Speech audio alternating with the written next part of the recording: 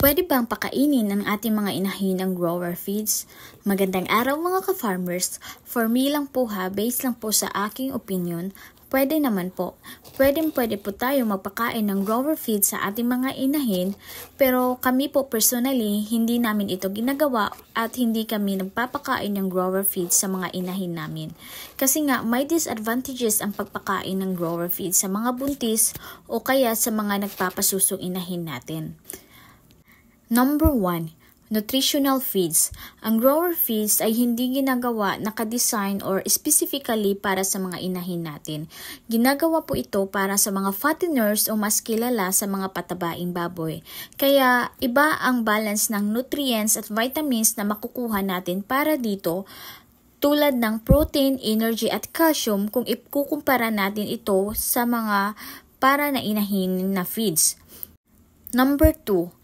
Fertility at milk production ng ating mga inahin. Para sa mga buntis na inahin, mas maganda na ang ibigay talaga natin sa kanila ay yung feeds na para sa buntis o mas kilala bilang gestating feeds upang masiguro na healthy ang mga biik na ibibigay sa atin at healthy din ang mga biik sa loob ng tiyan ng ating mga inahin. Ang gestating feeds din ay may moderate protein at energy para hindi lumaki ng sobra ang ating inahin at magkukause ng sobrang init sa kanilang mga katawan. At may tamang calcium din ito at phosphorus para sa malusog na panganganak at may tamang sukat ng fiber para maiwasan at ma-prevent ang constipation ng ating mga inahin.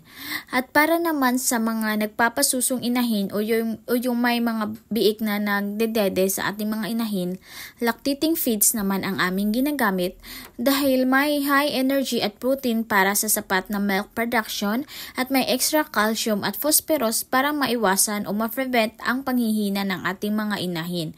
At meron din itong balanced vitamins and minerals para mapanatili siyang malakas kahit nagpapasuso ito.